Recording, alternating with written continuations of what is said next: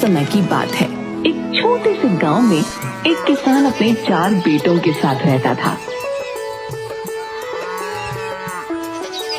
उसके बेटों के नाम थे रमेश, कालू, भीमा और हरिया।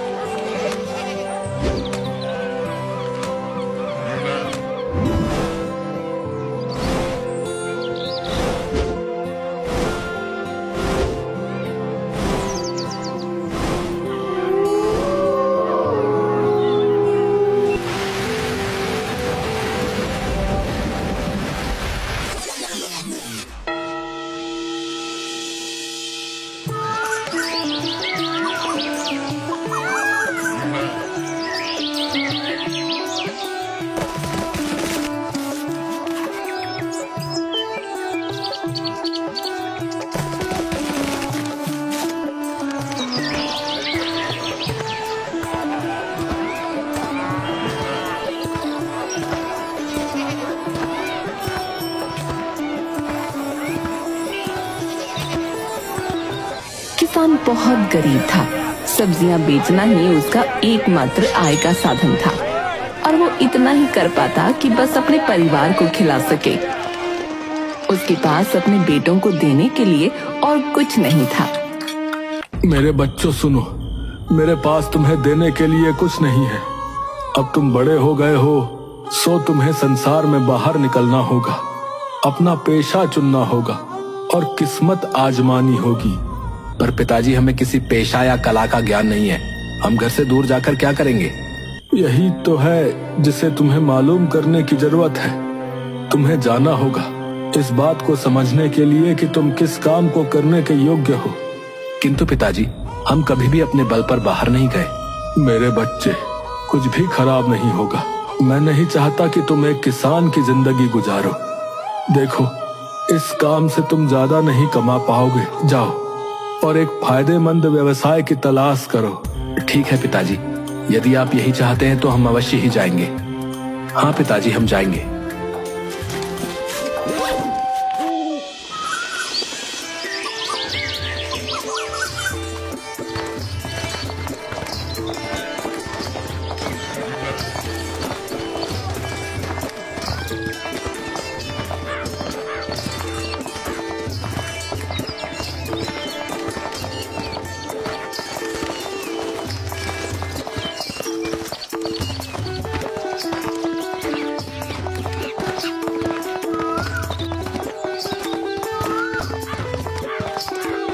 कुछ दूर जाने के बाद उन्हें 4 रास्ते दिखाई दिए। मेरे ख्याल से हम में से हर एक को इनमें से एक रास्ता चुनना चाहिए और एक बार फिर हम 4 साल के बाद यहाँ आकर मिलेंगे। चारों भाई 4 अलग-अलग रास्तों पर निकल पड़े।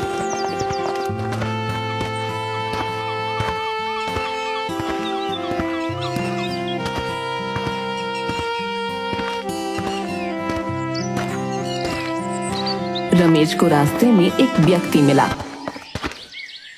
मेरे भाई, ये तो अंधी गली है। तुम कहाँ जा रहे हो? मैं कोई व्यवसाय सीखना चाहता हूँ, किसी भी तरह का व्यवसाय जो मुझे जीविका कमाने के काबिल बना सके। तो मेरे साथ आओ, मैं तुम्हें संसार का सबसे शातिर चोर बना दूंगा। नहीं नहीं, मैं नेकी से कमाना चाहता हूँ, चोरी चकारी से नहीं। मैं कोई भी ऐसा काम नहीं करना चाहता जिसके लिए मुझे जेल जाना पड़े। देखो भाई, तुमसे जेल जाने को कौन कह रहा है? बस चोरी की कला सीखो और फिर उसे भलाई के कामों में इस्तेमाल करो। वो सोचता है कि किसी भी पेशे को सीखने में कोई बुराई नहीं है। रमेश उसकी बात मान गया तो वो उस आदमी के साथ चला गया। वो उसे चोरी की कला में इतना निपुण बना देता है।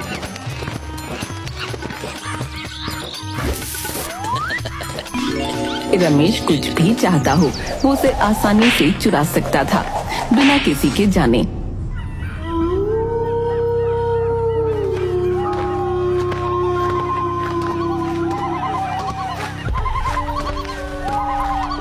चलते चलते कालू एक ऐसी जगह पहुंचा जहां एक नदी बह रही थी और मीलों तक आसपास कुछ नहीं था।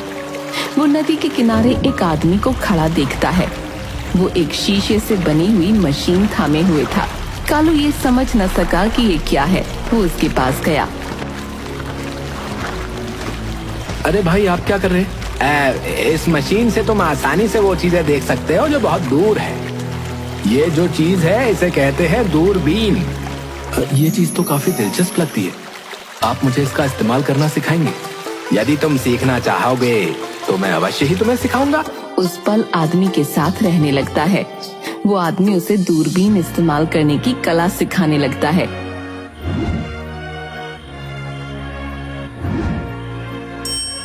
कुछ महीनों में कालू उसमें माहिर हो जाता है। तुमने बहुत अच्छे से सीखा है, इसीलिए यदि तुम जाना चाहते हो तो जाने के लिए आजाद हो। हाँ, एक पूरा साल गुजर चुका है, अब मुझे जाना चाहिए। ठीक है, ये दूरबीन अपने साथ ले जाओ और इसके साथ तुम कोई भी चीज देख सकते हो, वो चाहे धरती पर हो या आकाश में।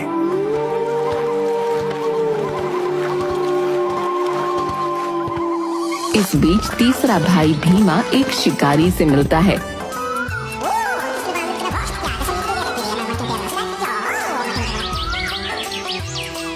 उस शिकारी के साथ उसके घर में रहता है और उससे शिकार का हुनर सीखता है।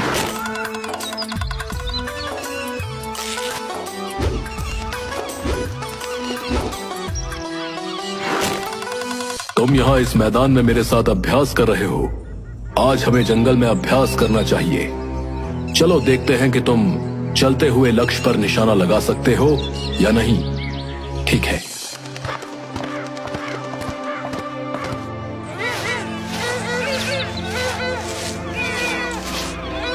दोनों जंगल में पहुंचते हैं जहां शिकारी भीमा को सिखाता है कि कैसे भागते हुए हिरन पर निशाना लगाते हैं। बाण हिरन को लगता है और वो मर जाता है।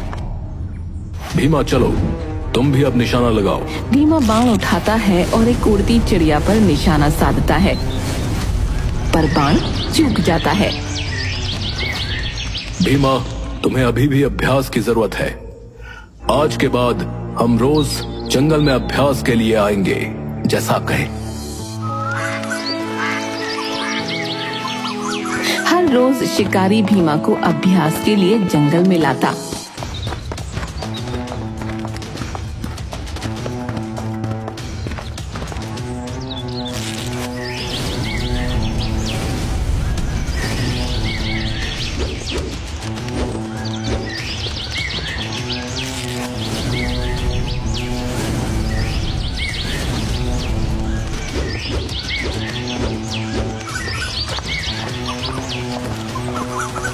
अंत में भीमा अपने आप निशाना लगा सकता था और उसका निशाना चूकता नहीं था। वो शिकार करने की कला में अब माहिर हो चुका था। शाबाश भीमा, अब तुम्हारा निशाना पक्का हो गया है और तुमने इस कला का हर पहलू सीख लिया है। धन्यवाद भाई, आपने मेरी इतनी मदद की है। केवल आप ही के कारण मैं इसे सीखने में कामयाब हो सका। अब मैं घर जाना चाहता हूँ ताकि वहां जाकर मैं अपने पिता की मदद कर सकूं। यकीनन तुम जा सकते हो और अपने साथ ये धनुष और बाण ले जाओ, ये काम आएंगे।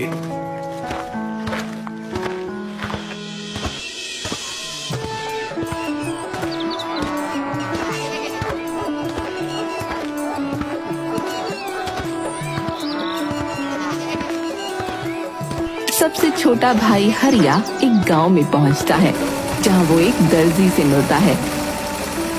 कौन हो तुम और तुम यहाँ क्या कर रहे हो? मेरा नाम हरिया है और मैं आया हूँ ताकि मैं कोई व्यवसाय सीख सकूं। ठीक है, मुझे बताओ, क्या तुम दर्जी बनने के इच्छुक हो? मैं तुम्हें सिखा सकता हूँ। बेशक, क्यों नहीं, मैं जरूर सीखना चाहूंगा। वो हरिया को सिखाता है जैसे सुई में धागा कैसे डालें, कैसे कोई सिलाई से पहले कपड़े को पकड़ें। अपने पूरे मन से दर्जी हरिया को सिलाई की कला सिखाता है। वो हरिया को सिखाता है इस काम की बारीकियां।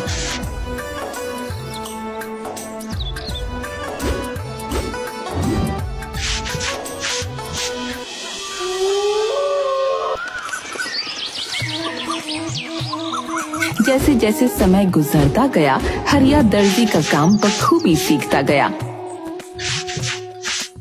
दर्जी हरिया की मेहनत और वफादारी से बहुत खुश था। जब हरिया जाने लगा तो दर्जी ने उसे सुई और धागा दिया। मैं तुम्हारे काम से बहुत खुश हूँ। ये लो सुई और धागा, तुम इसे ऊन की तरह नरम रखो और लोहे की तरह मजबूत, फिर तुम कुछ भी कर सकते हो। और जब तुम कपड़ा सियोगे तो उसमें लगे जोड़ को कोई भी नहीं देख सकेगा।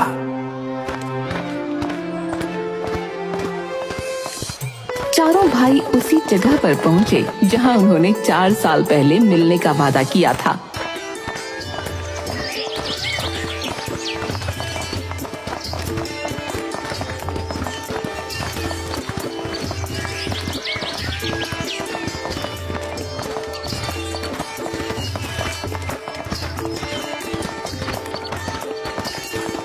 वहां से वो मिलकर वापस घर गए।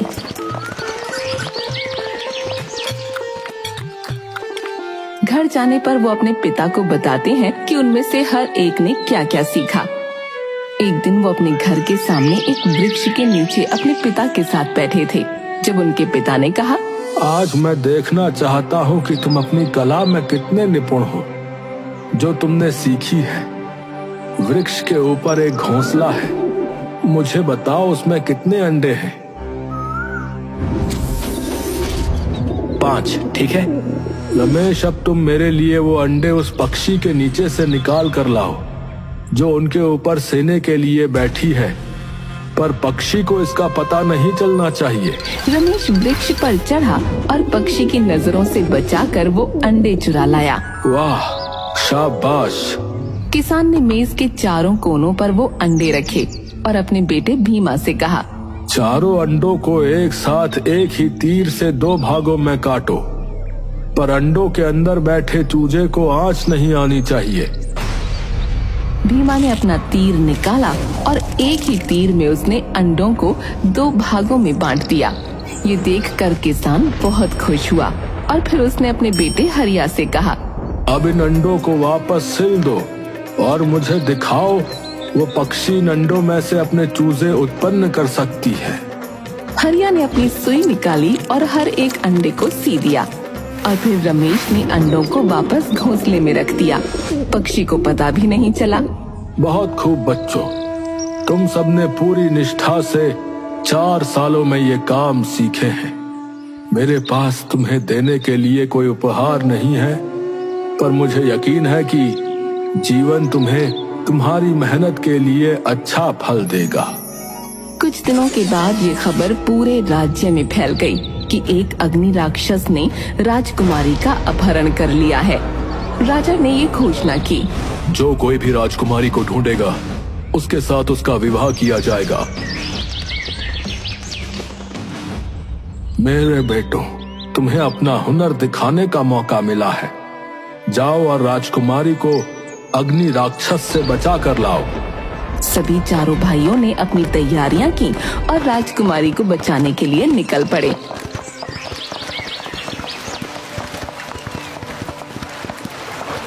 मैं देख सकता हूँ कि राजकुमारी कहाँ है।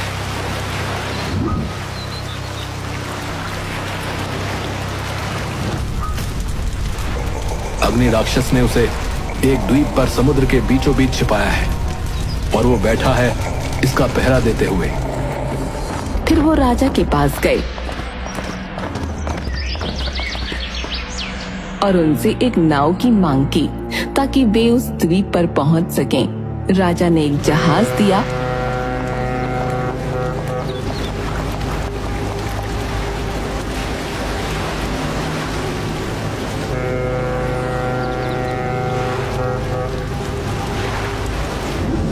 अग्नि राक्षस पास ही सोया है और उसका सिर राजकुमारी की गोद में है। अगर ऐसा है तो मैं निशाना नहीं लगा सकता।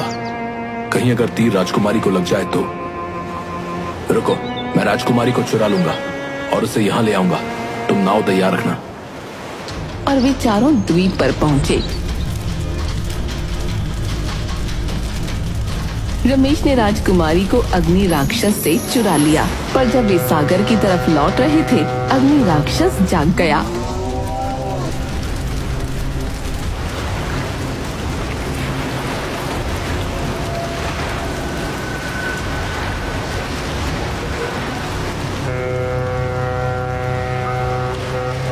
उनके ऊपर उड़ते हुए उसने उनका पीछा किया।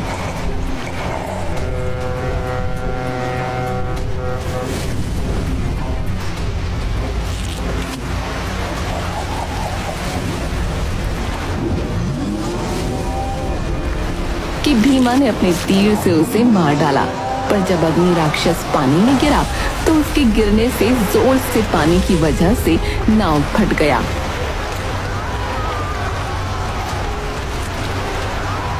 तो हरिया ने अपनी सुई निकाली और एक लंबा धागा लेकर पीने लगा और जल्दी ही सिल दिया। वे सब इसमें बैठ सके और इसी तरह वो राजकुमारी के घर सुरक्षित पहुंच गए। जब वे राजा के पास पहुंचे, इसके बाद चारों भाई राजकुमारी को लेकर घर लौट आते हैं। तुम चारों आपस में फैसला करो कि राजकुमारी के साथ कौन शादी करेगा। महाराज, इसमें भला क्या संकोच? हमारे सबसे बड़े भाई रमेश ही राजकुमारी के राजकुमार बनेंगे। क्या इसमें तुम्हारे भाइयों को कोई आपत्ति नहीं है? नहीं नहीं महाराज, हमें भला क्या आपत्ति होगी। अभी तो ये तो हम सबके लिए सौभाग्य की बात है कि आपकी बेटी हमारे पिता समान भाई की पत्नी बनेगी। आज सच में पिताजी को हम भाइयों पर गर्व महसूस होगा। अद्भुत प्यार है तुम सब भाइयों में। अगर इसे बरकरार रखोगे तो तुमसे सर्वशक्तिमान और कोई नहीं। मैं अपनी पुत्री का हाथ रमेश के हाथ में सौंपता हूं और साथ में अपना आधा राज्य भी।